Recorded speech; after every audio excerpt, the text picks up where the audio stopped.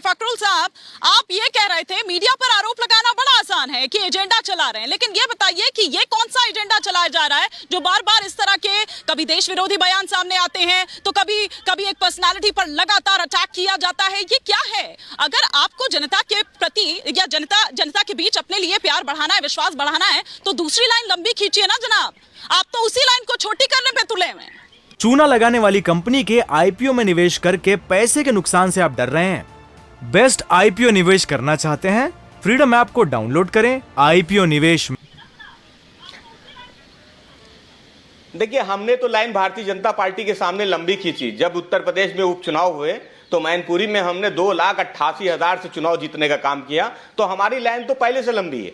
और हमने आपसे जब कहा था कि आप एजेंडा चला रहे हो, इसलिए कहा था क्योंकि हम तो उनके इस बयान की निंदा करते हैं। हम तो कहते हैं ये आपराधिक साजिश है, इस पे कार्रवाई होनी चाहिए। सरकार क्या कर रही है भारतीय जनता पार्टी की? क्यों अभी तक वो आजाद घूम रहे हैं जिन्होंने देश के प्रधानमंत्री के लिए इस तरीके के शब्दों का इस्तेमाल किया?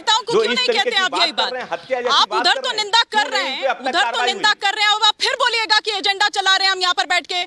अब आप फिर बोलेंगे फखरुल साहब कि यहाँ बैठकर मैं एजेंडा चला रही हूँ। मैं तो स्पष्ट कह रहा हूँ, मैं तो स्पष्ट कह रहा हूँ। बयानबाजी करते हैं, आपके नेता भी तो लगाम नहीं लगा पाते ना। यही कारण है कि फिर उनके खिलाफ नोटिस चस्पा करना पड़ता है, नोटिस चस्पा करना पड़ता है, माफी मांगनी पड़ती है। फिर उनको जब पता चलता है कि अरे भैया अब तो एक्शन लिया जाएगा, कहीं बाबा का बुलडोजर यहाँ ना पहुंच जाए, बाबा का बुलडोजर यहाँ ना पहुंच जाए, इसलिए सरकार से हमारा। हाँ, देखिए, मेरा तो सवाल भारतीय जनता पार्टी से है कि क्यों अभी तक वो आजाद है? जिसने बयान दिया भारतीय जनता पार्टी डिबेट में व्यस्त है। अरे क्यों वो अभी तक आजाद है? क्यों वो सलाखों के पीछे नहीं है? क्यों नहीं उनके खिलाफ अभी तक कोई सख्त कार्रवाई की गई? मेरा सवाल चौहान का बयान नहीं सुना पार्टी से, क्यों वो आजाद है? आपने शिवराज सिंह, अरे आपसे ठीक पहले शिवराज सिंह चौहान का बयान नहीं सुना। जनता पार्टी के प्रवक्ता भी दे रहे हैं, भाजपा के प्रवक्ता भी दे रहे हैं बयान, मुख्यमंत्री भी बयान ही तो दे रहे हैं। मैं तो पूछ रहा हूँ वो आजाद कैसे अभी तक? क्यों वो क्यों नहीं जेल के पीछे? अच्छा, तो ये बताइए अखिलेश यादव ने क्या कार्रवाई की अनुराग भदौरिया के खिलाफ? अनुराग भदौरिया के खिलाफ अखिलेश यादव ने क्या कार्रवाई की? चलिए ये बताइए। वैसे तो कई नाम है, लेकिन अनुराग भदौरिया ने सार्वजनिक रूप से आके चैनल चलिए ठीक है, आप ये कह रहे थे कि सिर्फ बयान दे रहे हैं। अच्छा ठीक है फखरुल साहब, आप ये कह रहे थे कि सिर्फ बयान दे रहे हैं, डिबेट में आके बोल रहे हैं। विश्वास सारंग खुद हमारे साथ जुड़ चुके हैं, कैबिनेट मंत्री हैं उधर मध्य प्रदेश से। सीधे हम जान लेते हैं कि भाई क्या एक्शन जो है वो राजा पटेरिया के खिलाफ लिया जा रहा है। विश्वास सारंग जी, आप खुद ही बता दीजिए।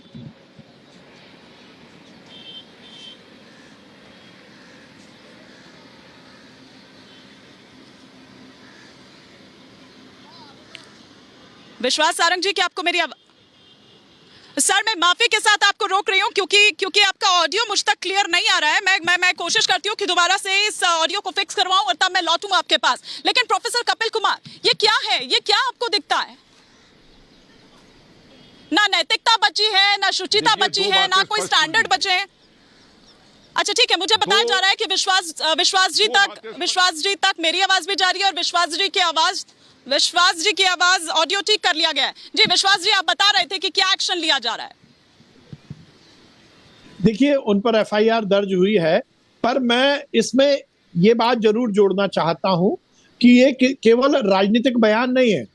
ये कांग्रेस के कार्यकर्ता ने भारतीय जनता पार्टी के कार्यकर्ता के खिलाफ बयान दे दिया। हम इतने हल्के में इसको ना लें। सही मायने में देश के प्रधानमंत्री की हत्या की साजिश हुई है। ये कांग्रेस के नेता के रूप में आप पटेरिया जी को लेंगे और भारतीय जनता पार्टी के नेता के रूप में नरेंद्र मोदी को लेंगे तो हम इसकी गंभीरता से शायद भटक जाएंगे।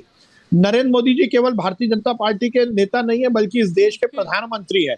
और प्रधानमंत्री के खिलाफ जिस प्रकार से हत्या का षड्यंत्र किया जा रहा है, ये अपने आप में बड़ी बात है। और देखिए, ये कोई पब्लिक मीटिंग में राजा पटेरिया जी ने नहीं कहा, मीडिया की बाइट में नहीं कहा। ये कांग्रेस का जो ऑर्गेनाइजेशनल सेटअप है, जिसमें कि मंडपम एक उनकी संगठन की यूनिट है, उसमें कार्यकर्ताओं के बीच में ये बात की। इसलिए मैं ये कह रहा हूं कि राजा पटेरिया का ये केवल राजनीतिक बयान नहीं है, बल्कि हत्या की साजिश का मामले का खुलासा हुआ है। और इससे पहले जिस प्रकार से सोनिया गांधी, मधुसूदन मिस्त्री, चिदम्बरम जी, उसके साथ ही दिग्विजय सिंह, कमलनाथ, इन सब ने जिस प्रकार से, खड़गे जी ने जिस प्रकार से नरेंद्र मोदी जी के खिलाफ बातें की हैं, और जिस प्रकार से भारत जोड़ो यात्रा के समय पाकिस्तान परस्ती के लोग राहुल गांधी के साथ चल रहे हैं।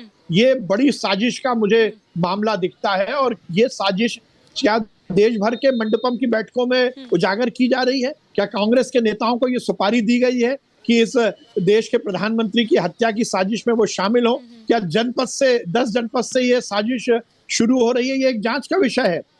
मैं निवेदन करना चाहता हूँ, राहुल गांधी की यात्रा में हम देख रहे हैं पाकिस्तान जिंदाबाद के नारे लगाने वाली लड़की को, पाकिस्तान जिंदाबाद के नारे लगाने वाली लड़की को राहुल गांधी गले लगा, ये अगर एक स्ट्रैटेजी भी चली हो, ये स्ट्रैटेजी गुजरात में भी अपनाई गई थी कांग्रेस के तमाम नेताओं द्वारा, उनके अध्यक्ष द्वारा, उनके बड़े बड़े नेताओं द्वारा, लेकिन उनको मुंह की खानी पड़ी। कांग्रेस जो पिछली बार जो उसका प्रदर्शन था वो उससे भी और ज्यादा गर्त में चली गई। अब मध्य प्रदेश में चुनाव है, वहां से इस तरह की आवाजें उठ रही है। क्या आपको लगता है कि ये दरअसल एक स्ट्रैटेजी है? नहीं हिमानी जी, देखिए ये तो पक्की बात है कि कांग्रेस इस राजनीतिक जो कैनवास है उससे पूरी तरह से खत्म होने वाली है, उसकी कगार पर ये खड़ी हुई है। पर मैं फिर हिमानी जी कहना चाहता हूं, मैं इसको राजनीतिक रूप से नहीं देखता, मैं केवल इसको एक राजनीतिक बयान नहीं देखता, मैं इसकी गंभीरता पर जरूर विचार करने का अनुरोध कर रहा हूं कि देश के प्रधानमंत्री के खिलाफ हत्या की बात की गई है। ये कोई छोटा मोटा मामला नहीं है। वो व्यक्ति जो G20 की अध्यक्षता कर रहा है, वो व्यक्ति जो वैश्विक नेता के रूप में उभर रहा है, जिसने इस देश में लगातार दूसरी बार सरकार बनाई है और कांग्रेस के ये इतिहास रहा है, सिख दंगों में वो इन्वॉल्व रहे हैं, उन्होंने कत्लेआम किया है, कांग्रेस का ये इतिहास रहा है। कांग्रेस इस मामले में बहुत ही क्रूर रही है और जिस प्रकार से हम देख रहे हैं कि कांग्रेस को इसी बात का डर है कि यदि मोदी जी रहेंगे तो कांग्रेस की दाल नहीं गलेगी। इसलिए क्या एक तरफ राहुल गांधी भारत जोड़ो यात्रा निकालकर दुनिया का ध्यान भटकाना चाहते हैं, दूसरी तरफ 10 जनपद से एक मुहिम चलती है और कांग्रेस के हर मंडपम की बैठक में ये साजिश रची जाती है कि मोदी जी की हत्या की जाए। देखिए ये बड़ा मामला है, ये तो वीडियो सामने आ गया। मैं भारत को बहुत धन्यवाद दूंगा, मीडिया को बहुत धन्यवाद दूंगा कि उन्होंने ये वीडियो को उजागर किया, जिससे ये साजिश का पर्दाफाश हुआ है। चूना लगाने वाली कंपनी के आईपीओ में निवेश करके पैसे के नुकसान से आप डर रहे हैं? बेस्ट आईपीओ निवेश करना चाहते हैं? फ्रीडम ऐप को डाउनलोड करें, आईपीओ निवेश में एक्सपर्ट बने।